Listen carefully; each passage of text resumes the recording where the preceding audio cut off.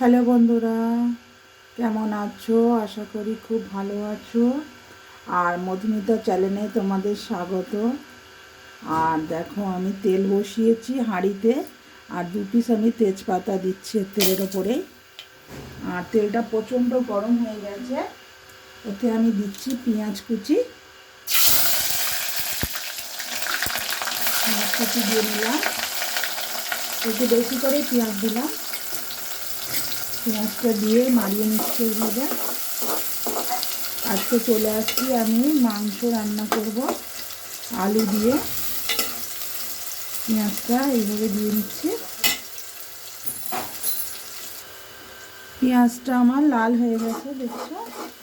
এবার আমি এতে দিয়ে দেব মাংসটা। দেখো, কেটে রেখেছি, কেটে ধুয়ে বেছে রেখেছি, এটা আমি দিয়ে দিচ্ছি এর মধ্যে।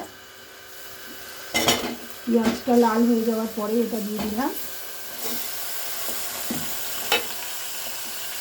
এবার এটা দিয়ে ভালো করে নাড়িয়ে নিতে হবে।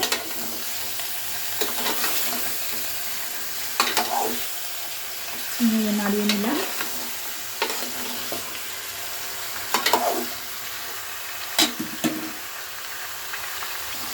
এবার আমি এটা নাড়িয়ে দিচ্ছি। এভাবে নাড়াতে হবে, বারবার ধরে কিন্তু নাড়াতে হবে। আর এটা আমি নুন দিয়ে দিচ্ছি। নুনটা আগে দিয়ে দিতে হবে। তো 1 চামচ দিলাম, হবে না, কিন্তু আরও 1 চামচ দিয়ে দিলাম। দিয়ে এটা আমি নাড়িয়ে নিচ্ছি। এইভাবে নাড়িয়ে দিলাম। দেওয়ার পরে আমি একটা ঢাকনা চাপা দিয়ে দেবো। ঢাকনা চাপা দিয়ে দিতে হবে, তাহলে তাড়াতাড়ি হবে। চাপা দিয়ে দিলাম।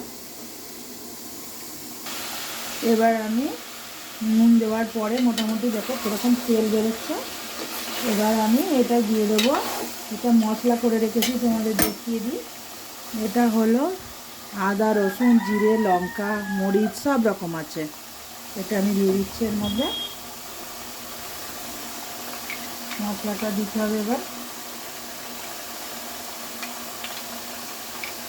এইভাবে মশলাটা পুরো একদম ভালো করে দিয়ে দিলাম। আর মশলার পরিমাণটা একটু বেশিই দিতে হবে, কম দিলে হবে না। মশলাটা দিয়ে নিচ্ছি, এইভাবে নাড়িয়ে নিলাম, মশলাটা যাতে সব জায়গায় লাগে।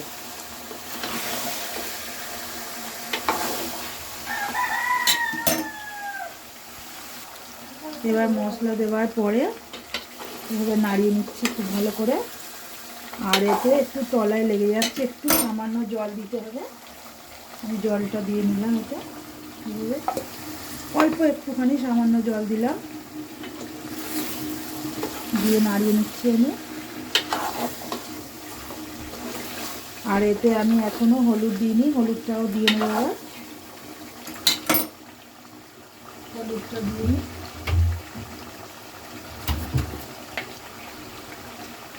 হলুদ দিয়ে দিচ্ছি। দিয়ে এবার ভালো করে নাড়িয়ে নিচ্ছি একটু। এভাবে নাড়াতে হবে ভালো করে। আর ভালো করে কিন্তু মাংসটা কষতে হবে, আগেই বলে দিচ্ছি। ভালো করে না কষলে কিন্তু মশলার গন্ধ থেকে গেলে ভালো লাগবে না খেতে। এইভাবে বারবার ধরে কষতে হবে। এবার আমি আবার নাড়িয়ে নিচ্ছি। এবার আমার এতে দিতে হবে, দেখো আমি রেডি করে রেখেছি। এলাচ আছে, লবঙ্গ, আর হলো ডালচিনি। এটা গোটা গোটা কেটে দিয়ে দিচ্ছি আমি। গোটা গোটাই দিয়ে দিলাম। এভাবে দিয়ে দিয়েছি, দিয়ে নাড়িয়ে নিচ্ছি। আর এটা গোটা দিলে কি হয়, গন্ধটা কিন্তু খুবই ভালো হয়। এভাবে নাড়াচ্ছি খুব ভালো করে।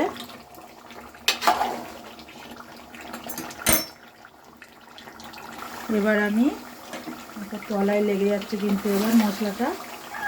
এবার এতে আমি দিয়ে দেবো, যেহেতু মাংস আলু কষা কষা হবে, এতে আমি নতুন আলু, দেখো ছোটো ছোটো নতুন আলু খানিকটা কেটে বেছে পরিষ্কার করে রেখেছি, এইটা আমি দিয়ে দিচ্ছি। তারপর একদম ছোট ছোট সাইজের আলু এগুলো দিয়ে দিলাম এর মধ্যে। দেখছো গোটা গোটাই আলু এইভাবে দিয়ে নিলাম। আর এটা কিন্তু আমি আলুটা পিস করিনি, একদম ছোট ছোট সাইজেরই আলু বলে গোটা গোটাই দিয়েছি। আর নতুন আলু মানেই গোটা গোটা দিলে খেতে ভালো লাগবে, ওই জন্য আমি এইভাবে দিয়ে নিচ্ছি। এবার নাড়িয়ে নিচ্ছি এটা।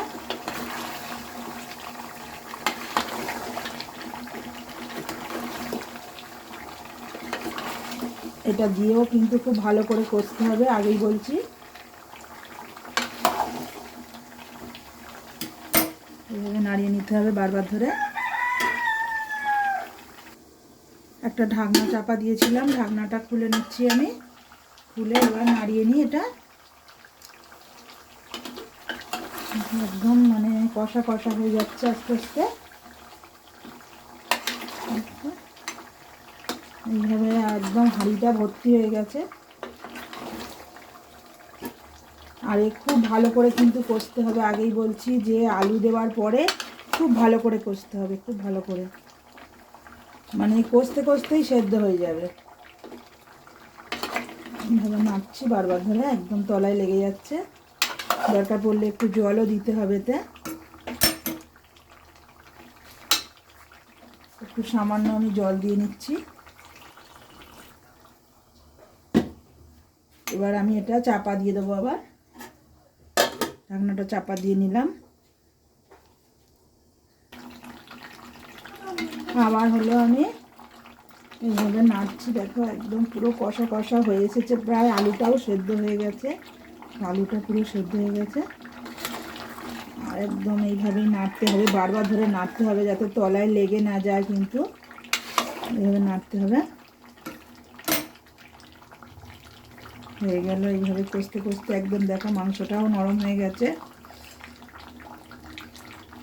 এবার আবার একটু ঢাকনাটা আমি চাপা দিয়ে দিচ্ছি। এবার আমার মাংসটাও সেদ্ধ হয়ে গেছে, আলুটাও সেদ্ধ হয়ে গেছে, দেখছো? হ্যাঁ, আমি একদম এবার এটাই আমি পুরো একদম গ্যাসটা অফ করে দেবো, আমার সব সেদ্ধ হয়ে গেছে। আর এটা আমি পুরো কষা কষাই করলাম, তোমরা দেখতে পেয়েছো যে আমি পুরো কষা কষাই করেছি এটা। আর ভালো লাগলে একটা লাইক, একটা শেয়ার করে দেবে, কেমন লাগলো কমেন্ট করবে, হ্যাঁ বন্ধুরা।